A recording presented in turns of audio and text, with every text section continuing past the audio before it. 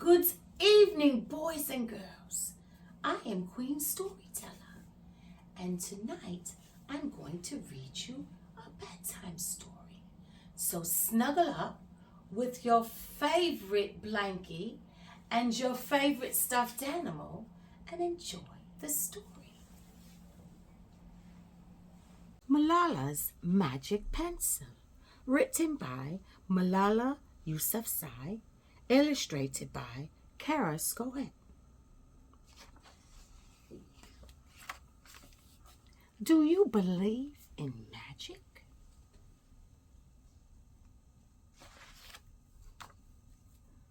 When I was younger, I used to watch a TV show about a boy who had a magic pencil. If he was hungry, he drew a bowl of curry, and it appeared. If he and his friends were in danger, he drew a police officer. The boy was a little hero, always protecting people who needed help. How I wanted a magic pencil too.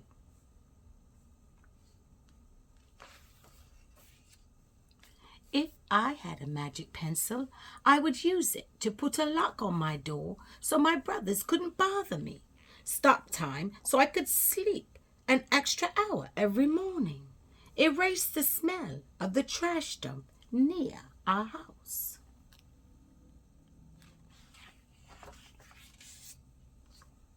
And I would use it to make other people happy.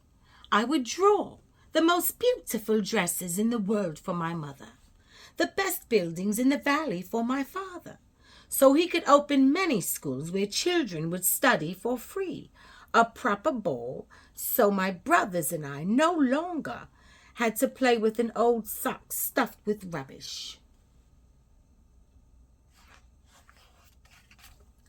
Every night before I went to bed, I wished for a magic pencil of my own.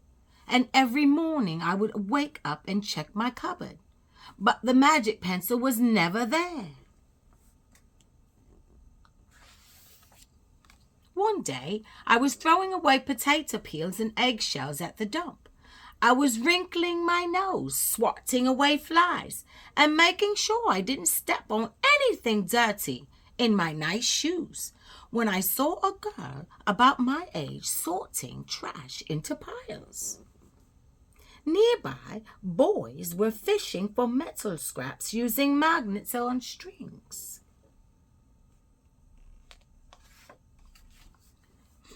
When my father returned home from work, I told him what I'd seen. It made him sad. "Abba," I said. "Yes, Jayani," he said back. I always liked when he called me dear one. Why haven't I seen that girl in my class? Because, he said, but he didn't finish right away. Because, Jayani, in our country, not everyone sends their daughters to school, and some children must work to support their family. Those boys will sell the metal scraps they find. If they went to school, their families would go hungry. School was my favorite place, but I had never considered myself lucky to be able to go.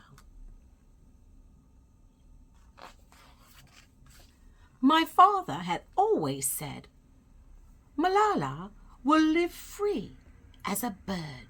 Now I wondered how free I'd truly be. That night I thought about families who didn't have enough food and the girl who couldn't go to school, and even about how when I was older I would be expected to cook and clean for my brothers, because where I come from, many girls weren't allowed to become what they dreamed of.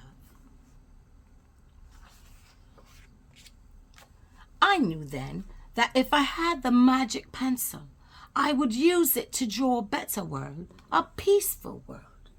First, I would erase war, poverty, and hunger. Then I would draw girls and boys together as equals. Over the next few years, instead of wishing for a magic pencil every night, I worked hard in school every day. I wanted to be one of the top students in my class.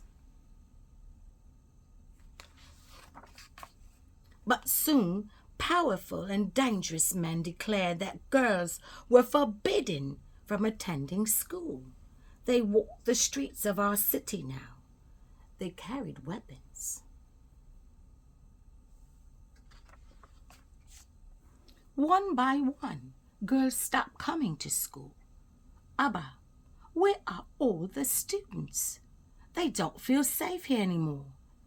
Jayani, how could a few men stop all the girls in our valley from going to school?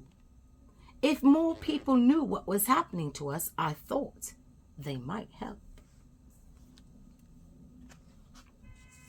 Wishing wasn't enough. Someone needed to speak out. Why not me? I wrote about what it felt like to be scared to walk to school and how some of my friends had moved away because of the threat they faced in our city.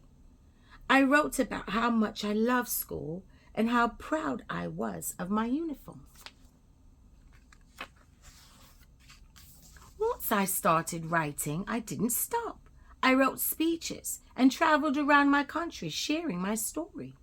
I even talked to a reporter from a famous international newspaper. People actually wanted to learn about my life. I spoke for all the girls in my valley who couldn't speak for themselves.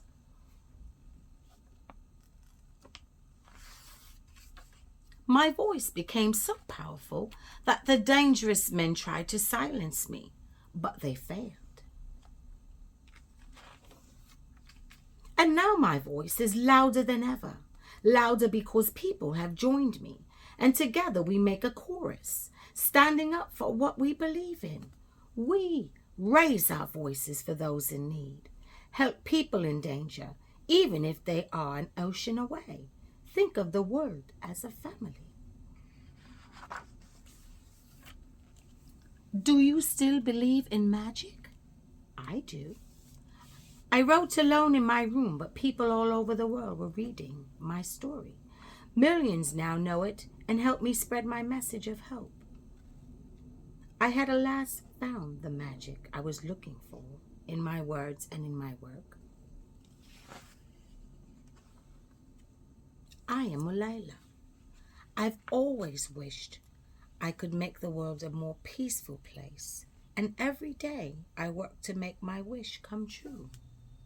One child, one teacher, one book, and one pen can change the world. The end. I wonder what book I'm going to read next time. Go to sleep, rest tonight. Grab your blankies. Close your eyes, go to sleep, brush your hair, fluff your pillows, and prepare. Go to sleep, sleep tonight. Squeeze your teddies and good night. Go to sleep, hear me sing. Close your eyes, have sweet dreams. Sleep, sleep.